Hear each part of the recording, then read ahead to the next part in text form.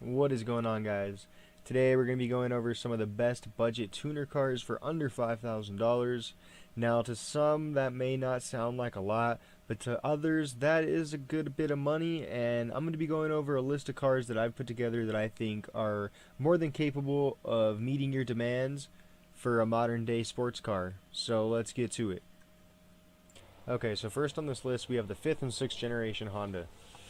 This is in particularly the coupe, the sedan, and the hatchback. They all come with the D15 or the D16 engines.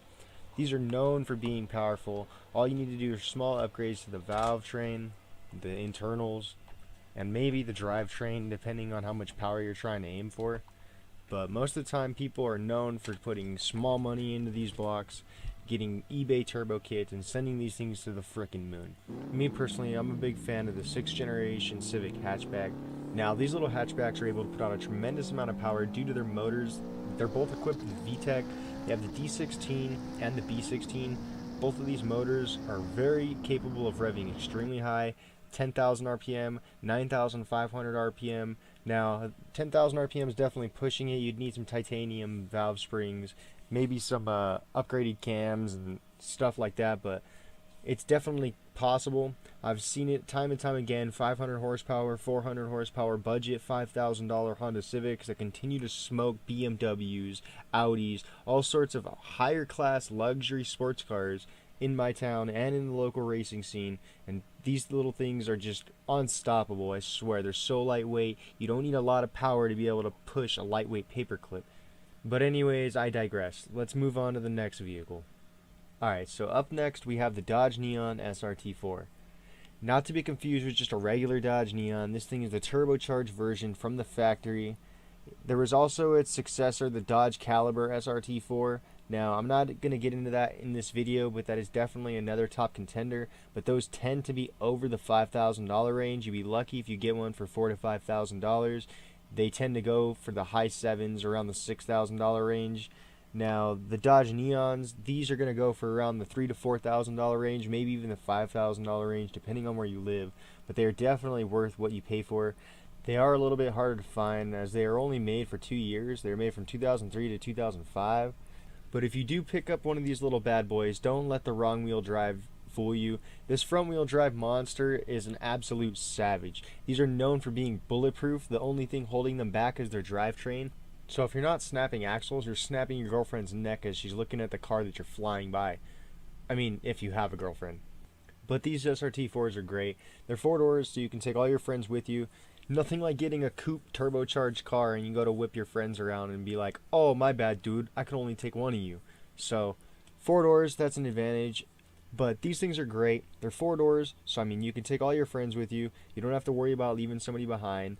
Nothing like getting a turbocharged coupe and trying to show off to your friends and you can only take one of them.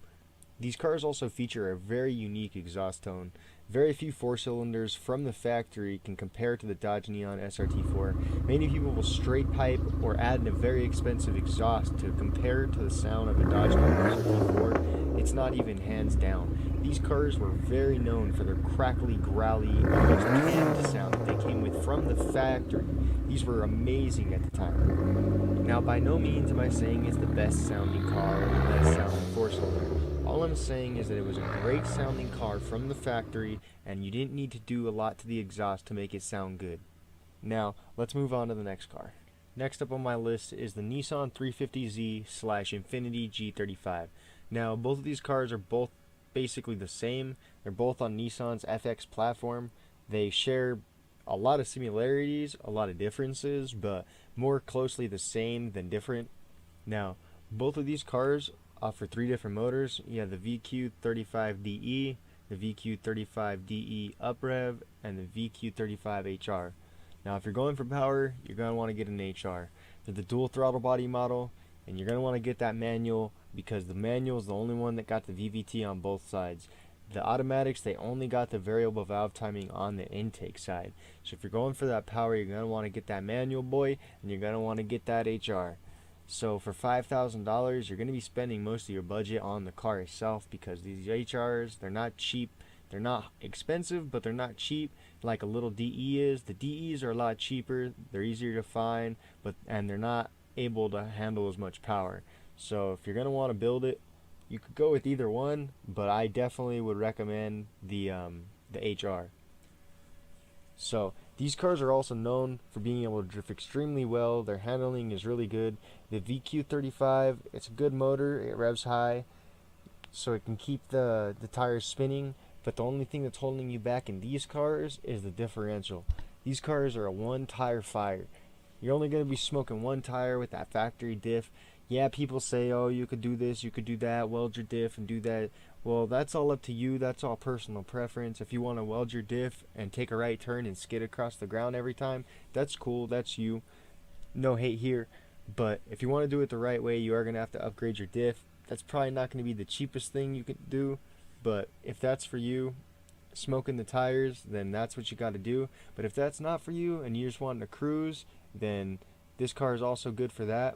It looks great. You can body kit them out. They have a lot of upgrades for these cars. Carbon fiber bits, titanium bits, all sorts of stuff. Rocket Bunny, Liberty Walk, whatever you want to do, these cars got it. Now, when it comes to being fast, they have a lot of upgrades with superchargers, turbos. Lots of kits are already out for these cars. They've been around for a long time. It's nothing new. The Z's and G's are among a dime a dozen. You see them all the time.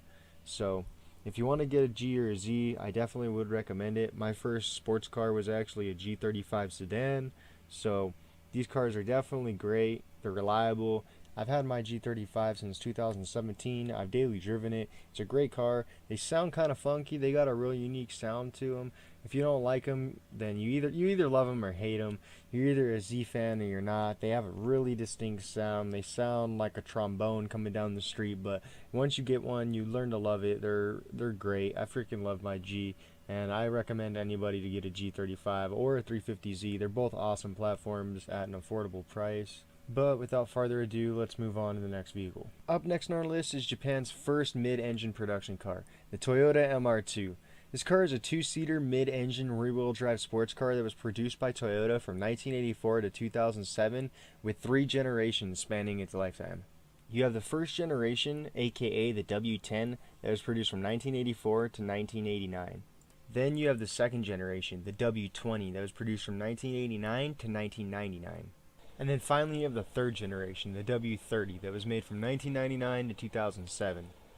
So with 3 generations to choose from, you're bound to find one that kind of spikes your interest. The third one gets less love than the 2 earlier brothers, but you get the picture. They're all amazing cars. Now, when it comes to power, you're not going to be able to get super killing speeds from these cars factory. No, what you're going to want to do is probably find one of these used or junkyard for very cheap. I'm thinking maybe around the $500 range. If you don't have one of these at your local junkyard, I don't know where you live, because in my local junkyard, these are a dime a dozen. There's probably 10 to 12 first generation MR2s, maybe 5 to 6 second generation MR2s.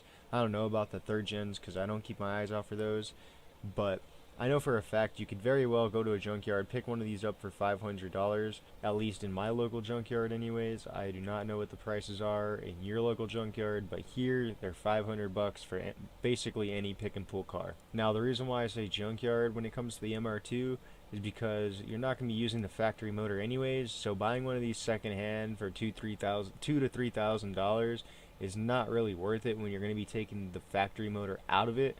So you're better off just trying to find one extremely cheap, maybe even on Facebook Marketplace, pretty cheap, just sitting around somebody's yard. Now I will warn you, these cars are getting pretty sought after ever since the Boosted Boys made their video on the MR2 on how they got their Honda swapped MR2 to pop wheelies and smoke basically every car they try to race, they just dust it. It's a crazy build. If you guys, you more than likely know who the Boosted Boys are, but if you don't, go check their channel out. They have a crazy MR2, probably one of the fastest MR2s I've seen, so go check them out. But without further ado, let's move on to the final and last car of the video.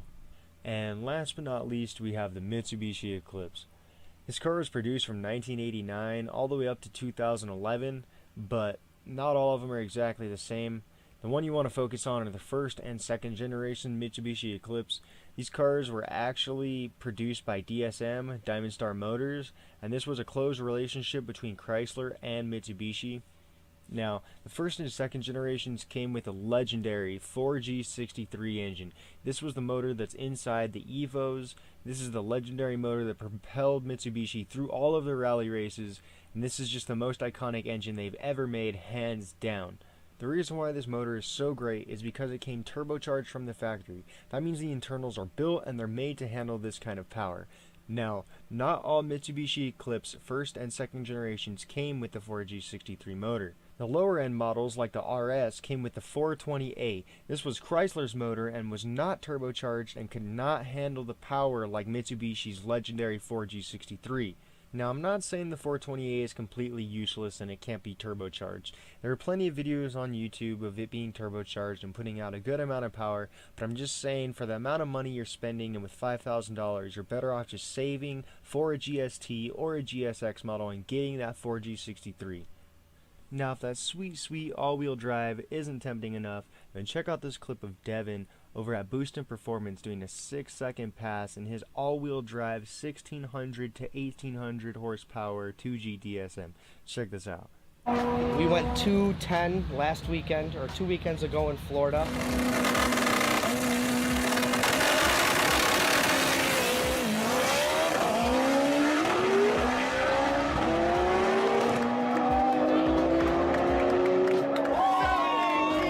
If you guys enjoyed this video, please make sure to comment, like, and subscribe. You know it helps me out with the algorithm when you guys like the video. So you guys have a good one. Take it easy. I am out of here.